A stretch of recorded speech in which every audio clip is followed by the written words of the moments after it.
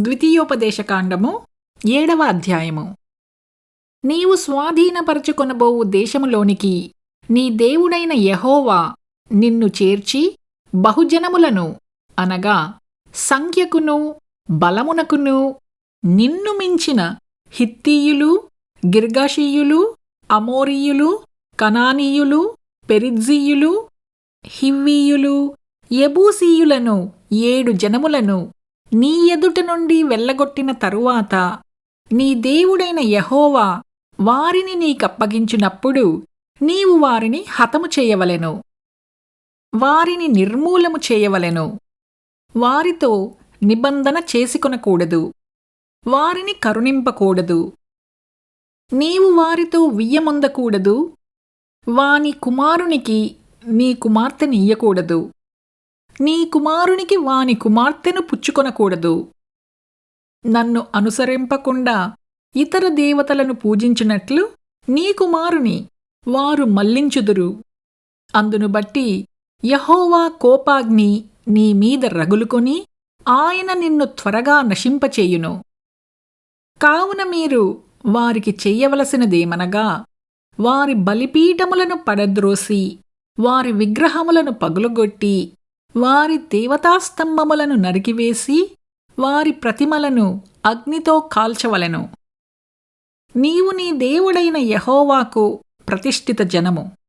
నీ దేవుడైన యెహోవా భూమి మీదనున్న సమస్త జనముల కంటే నిన్ను ఎక్కువగా ఎంచి నిన్ను తనకు స్వకీయ జనముగా ఏర్పరచుకొనెను.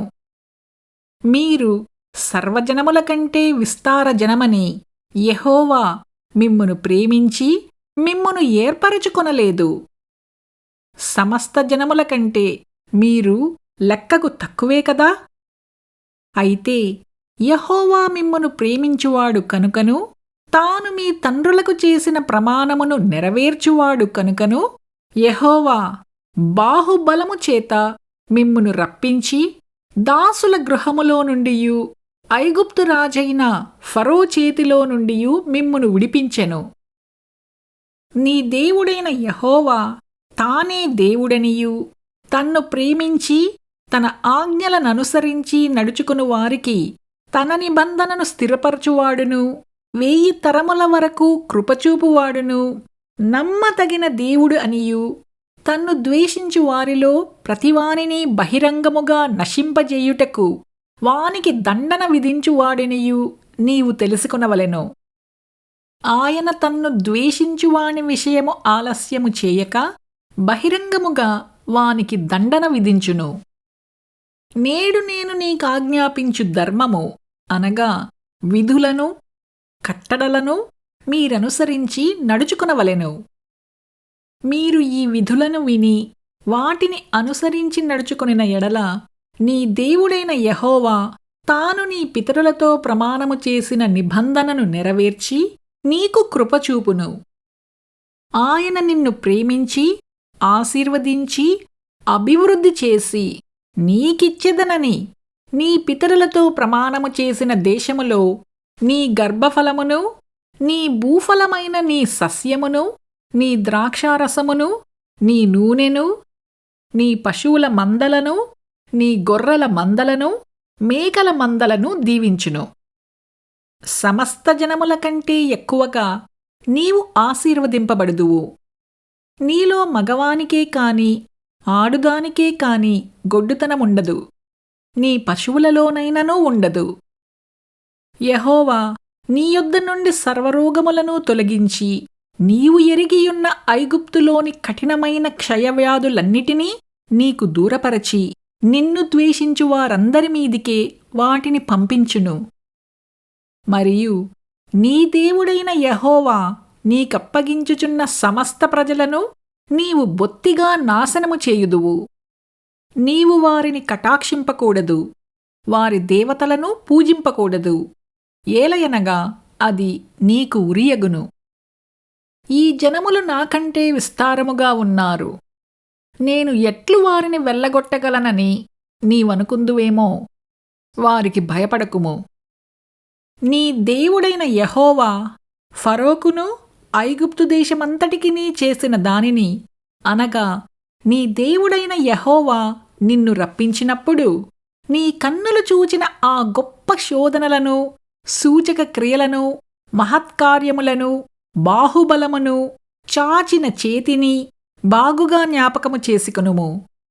నీకు భయము పుట్టించుచున్న ఆ జనులకందరికీ నీ దేవుడైన యెహోవా అలాగే చేయును. మరియు మిగిలిన వారును, నీ కంటపడక దాగినవారును నశించు వరకు నీ దేవుడైన యెహోవా వారి మీదికి పెద్ద కందిరీగలను పంపును.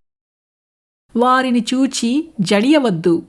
నీ దేవుడైన యెహోవా నీ మధ్య ఉన్నాడు. ఆయన భయంకరమైన మహాదేవుడు. నీ దేవుడైన యెహోవా నీ ఎదుట నుండి క్రమక్రమముగా ఈ జనములను తొలగించును. అడవి మృగములు విస్తరించి నీకు బాధకములుగా ఉండవచ్చును కనుక వారిని ఒక్కమారే నీవు నాశనము చెయ్యతగదు. అది నీకు క్షేమకరము కాదు.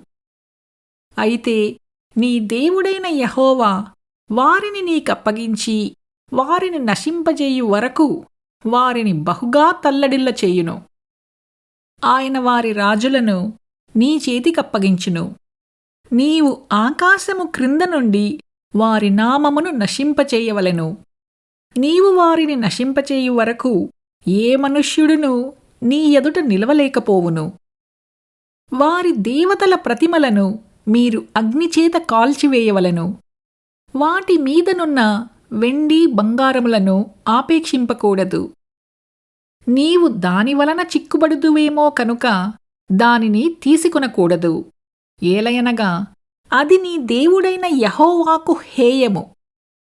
దానివలే నీవు శాపగ్రస్తుడవు కాకుండునట్లు నీవు హేయమైన దానిని నీ ఇంటికి తేకూడదు. అది శాపగ్రస్తమే కనుక దాని పూర్తిగా రోసి దానియందు బొత్తిగా అసహ్యపడవలెను.